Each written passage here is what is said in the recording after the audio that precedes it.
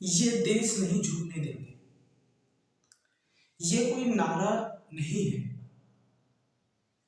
ये है एक टीवी चैनल के शो का नाम है। कौन सा टीवी चैनल के शो का नाम है? News 18 India. आपको पता है ये न्यूज 18 इंडिया का मालिक कौन है?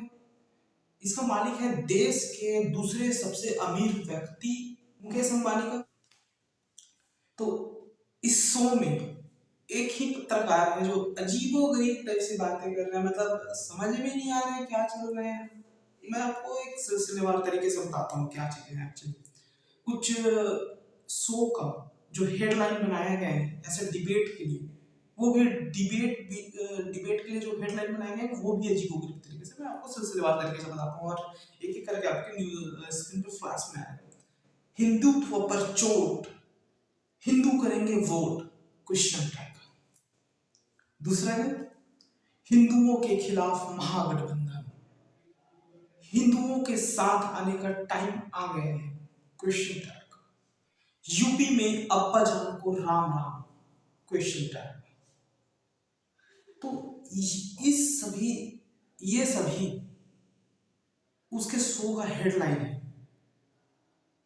तो यहाँ पर हिंदुत्व या फिर चुनाव आयोग के डायरेक्शन को डायरेक्टली सीधे तौर पर चुनौतियां दी जा रही हैं और चुनाव आयोग भी चुप है इस मामले में।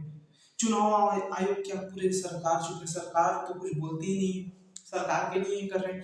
पता है दोस्तों, मुझे कभी कभी लगता है कि आपने बीजेपी आईटी सेल का नाम तो सुना होगा, जरूर सुना होगा बीजेपी आईटी सेल का नाम। और ये बीजेपी आईटी सेल के हेड यानी मुखिया का नाम आपने सुने? अमित मालवीय जी। तो मुझे कभी कभी ऐसा लगता है कि जो बीजेपी का आईटी सेल है वो और कोई नहीं है, या फिर मतलब जैसे ही आईटी सेल का नाम सुनते हैं, बीजेपी का आईटी सेल का नाम सुनते हैं तो एक ऐसा दिमाग में एक ऐसा चित्र उभर के आता है जैसे कि एक पूरा घर होगा, हॉल टाइप, वहां पर बहुत सारे कंप्यूटर में बैठे हुए लोग होंगे जैसे कॉल सेंटर्स वगैरह होते हैं, है ना, वैसे वो होगा। लेकिन एक्चुअल में ऐसा है नहीं है ये तो मुझे नहीं पता, लेकिन मेरे दिमाग में क्या आता है जब भी मैं बीजेपी के आईटी सेल का नाम सुनता हूँ तो मेरे दिमाग में ये आता है कि सारे गोदी मीडिया, मतलब यही लगता है मुझे कि बीजेपी का आईटी सेल सारे गोदी मीडिया ही है। ये तो सिर्फ मैं जो आपको दिखाया हूँ या सुनाया हूँ ये तो सिर्फ एक ही चैनल का है। यहाँ पास हर एक चैनल ये दौड़ में लगा हुआ है कि कौन ज्यादा जहर फैला सकता है, कौन ज्यादा सत्ता के पक्ष में अपने पप्पा जान को खुश करने के चक्कर में कौन ज्यादा जहर फैला सकता है, इस दौड़ में लगे हुए हैं। तो कहीं ना कहीं इन पर कार्यवाही होनी चाहिए लेकिन नहीं हो रहा है। और ये तो सीधे सीधा चुनाव का टाइम है, यूपी का चुनाव का टाइम है और यूपी के लिए ये सभी टैगलाइन इस्तेमाल हो रहे हैं। तो सीधे तौर पर ये इलेक्शन कमीशन को सीधे सीधे इलेक्शन कमीशन से टकराव हो रहा है, लेकिन इलेक्शन कमीशन इस चीज में चुप है और इस पर कोई दूसरा आवाज उठाए ना उठाए, नहीं तो कोई क्या बोलते हैं विपक्ष के लोग इस पर सवाल उठा रहे हैं। सिर्फ एक को छोड़कर भाई, मैं एक आरजेडी के नेता है मनोज कुमार झा जी, उन्होंने ट्विटर पर इसको बैन करने की मांग रखी है। तो ये सही है, लेकिन सारे विपक्ष भी इस पर चुप है। ऐसा होना चाहिए कि बैन कर देना चाहिए ऐसा, क्या कि यहाँ बस इलेक्शन ये जो टैगलाइन यूज किए गए हैं, इस्तेमाल किए जा रहे हैं वो नॉर्मल टैगलाइन नहीं है, इससे दंगा भड़काया जा सकता है। ये भड़काऊ टैगलाइंस हैं, इन सभी का इस्तेमाल आपने बहुत जगह देखे होंगे। बीजेपी के नेता ही ये सब चीज करते हैं, जैसे हमारे अभी भी खबर आई है एक अनुराग ठाकुर जो कि सूचना एवं प्रसारण मंत्री हैं, तो अब वो बोल रहे हैं कि यूट्यूब चैनल पर भी भैया बैन लगेगा, यूट्यूब चैनल पर भी बैन लगेगा।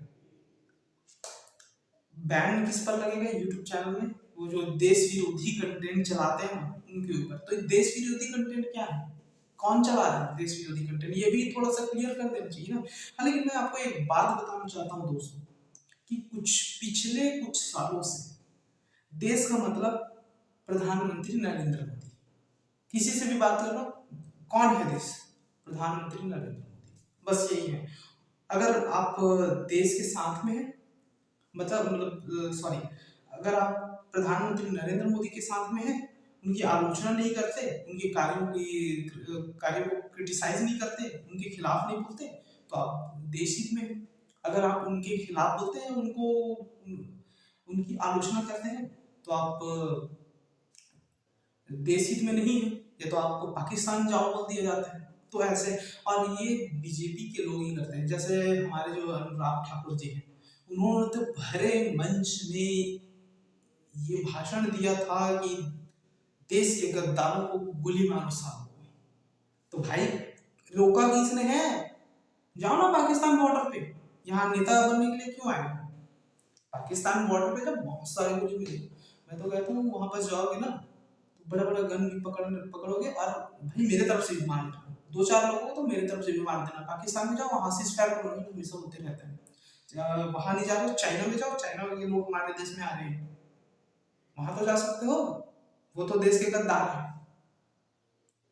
जाओ जाओ वहां, यहाँ नेता बन के क्या मिलेगा यार? नेता बन के कुछ नहीं मिलने वाला, वहीं जाओ। तो देश के गद्दारों को गोली मारो सालों को। कपिल मिश्रा के द्वारा ऐसे दंगे भड़काने वाले भाषण दिए गए, नतीजा क्या हुआ? नतीजा ये हुआ कि दिल्ली में दंगे भड़क गए। आपको याद होगा कि शाहीन बाग में एक नवयुवक घुस आया था बंदूक लेके गोली चलाने के लिए। जामिया मिलिया इस्लामिया में घुस आया था, वहां भी गोली चलाया गया एक नौजवान की तरफ से।